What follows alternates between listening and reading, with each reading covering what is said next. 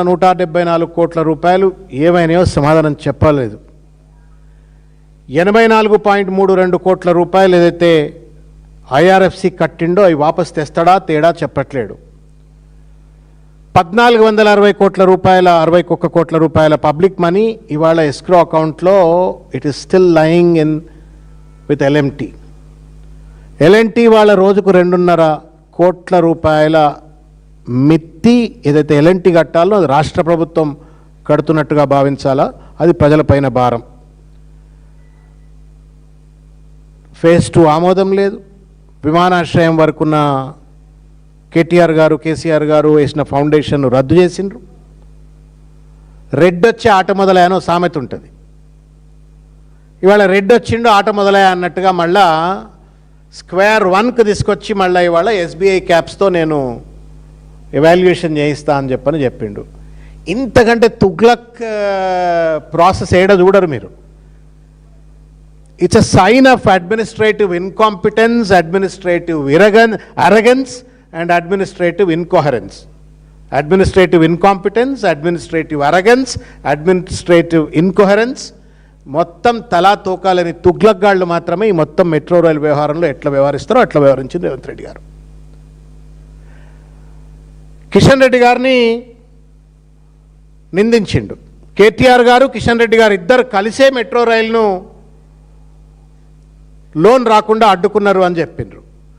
అదే కిషన్ రెడ్డి గారిని లోబరుచుకున్నరా, కాళ్ళు మొక్కినరా, ఏళ్ళు మొక్కిండ్రా, మొత్తానికి ఆయనను పక్కన కూర్చోబెట్టుకొని అర్బన్ అఫైర్స్ మినిస్ట్రీని కలిసి మాట్లాడినట్టుండ్రు. మాట్లాడిన తర్వాత ఈ ఎస్బీఐ క్యాప్ వ్యవహారం అనేది ముందుకు వచ్చింది. ఆ మీటింగ్ జరగనంత వరకు రేవంత్ రెడ్డి సమాధానం చెప్పాలి ఇప్పుడు నేను అడగబోయే ప్రతి ప్రశ్నకు కూడా. కానీ ఆ మీటింగ్ జరిగిన ధర్మిలా కేంద్ర ప్రభుత్వ ప్రతినిధిగా ఉన్నటువంటి ఒక కిషన్ రెడ్డి గారు, రాష్ట్ర ప్రభుత్వ ప్రతినిధిగా ఉన్నటువంటి ఒక రేవంత్ రెడ్డి గారు ఇద్దరు కూడా ఇవాళ నేను అడగబోతున్నట్టు ప్రశ్నలకు collective responsibility, collective accountability, collective answerability ఉన్నది. ఇది సమాధానం చెప్పాలా అని చెప్పని నేను వారికి డిమాండ్ చేస్తూ ఉన్నాను. నేను అడగబోయే ప్రశ్నలు హేతుబద్ధమైనటువంటివి, బాగా యోచించిన తర్వాత మాత్రమే ఈ ప్రశ్నలు నేను అడుగుతా ఉన్నాను.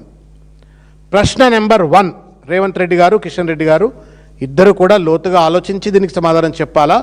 ఒకవేళ కిషన్ రెడ్డి గారి దగ్గర సమాధానం లేకపోతే రేవంత్ రెడ్డిని ఒప్పించైనా ఈ సమాధానాలు చెప్పియాలి. ఎందుకంటే both of you have responsibility for answering to the questions of people. ఇవి ప్రజల పక్షాన ఏదో పార్టీగా కాదు, ప్రజల పక్షాన ఒక ప్రధాన ప్రతిపక్షంగా మేము లేవనెత్తుతున్నట్టు ఒక ప్రశ్న. హేతుబద్ధత లేకపోతే మీడియా వాళ్ళు కనుక ఒకవేళ మా ప్రశ్నలు తప్పు అంటే మేము సమాధానం చెప్పకండి.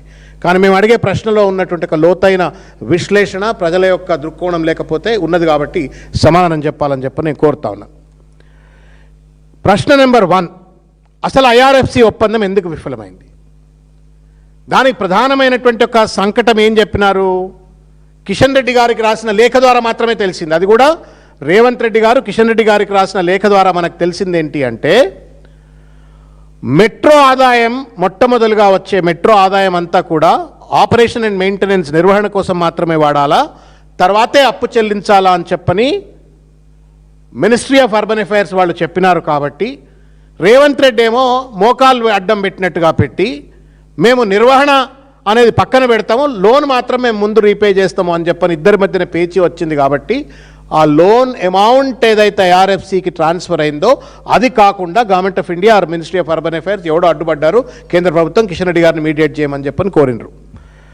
నేనేమడుగుతున్నానంటే ఇవాళ రేవంత్ రెడ్డి గారిని, ఈ ministry of housing and urban affairs వాళ్ళు ఏదైతే ఆపరేషన్ అండ్ మెయింటెనెన్సే ప్రియారిటీ ఇవ్వాలా, లోన్ రీపేమెంట్ ప్రియారిటీ ఇవ్వద్దని చెప్పిండ్రు అని చెప్పని నువ్వు రాసిన లేఖలో చెప్పినావు కదా. ఇవన్నీ క్లారిఫై చేసుకోకుండా నువ్వు ఐఆర్ఎఫ్సికి సంతకం పెట్టావా?